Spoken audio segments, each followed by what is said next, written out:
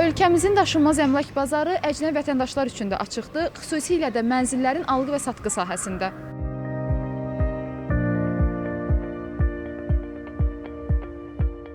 Son zamanlar Azərbaycanda turizm və biznesin artması səbəbilə xarici vətəndaşların həm kirayə üçün, həm alqı-satqı baxımından xüsusən də Bakı şəhəri üzrə tələbat çoxalır. Ən çox ərazilər buna misal çəkmək olar.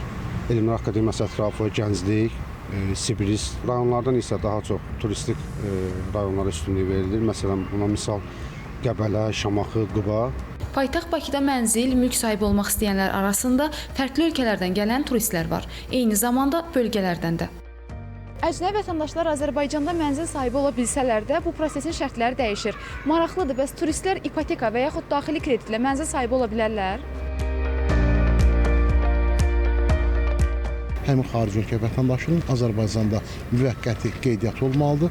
Müvəqqəti şəxsiyyət vəsiqəsi ilə tikilməkdə olan yeni çox mənzilli yaşayış binalarından müqaviləli şərtlərlə mənzil əldə edə bilər. Azərbaycanda ipotek kreditlərin yararlana bilmələri üçün mütləq şəkildə onların Azərbaycan vətəndaşlığı tələb olunur.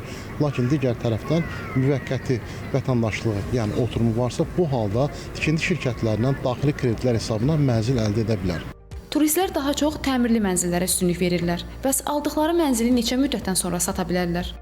Xarici ölkə vətəndaşları Azərbaycanda vətəndaşlıq ala bilmələri üçün onlar Azərbaycandan dəyəri 100 min manatdan yuxarı olan daşınmaz əmlak əldə etməlidir. Həmin əmlak ildə bir dəfə olmaqla qiymətləndirilir və əmlakın dəyəri 100 min manatdan yuxarıdırsa sənədlər Dövlət Miqrasiya Xidmətinə təqdim olunur. 5 ildən sonra həmin şəxsin Azərbaycan vətəndaşı və yaxud daimi oturum ala bilməsi üçün aidiyyatı qurumlar tərəfindən işə yenidən baxılır. Həmin daşınmaz əmlaklar istənilən vaxt başqa bir şəxslərə sata bilərlər. Həmçinin bu proses qanunla müəyyən olunur. Mənzillərin və o cümlədən fərqli yaşayış evlərinin əldə olunması ilə bağlı, alqı-satqı edilməsi ilə bağlı qanunvericilikdə əcnəbilərə və vətəndaşlığı olmayan şəxslərə hər hansı bir məhdudiyyət nəzərdə tutulmamışdır. Alqı-satqı ilə yanaşı, kirayə prosedurunu da rəsmi qaydada reallaşdırmaq tövsiyə olunur. Bu tərəflər arasında sonradan yarana biləcək anlaşılmazlıq və problemlərin qarşısını almaq üçün mühüm sənəd sayılır. Səma Pənahova, Sədrəddin Mirzəyev, Telesəhər.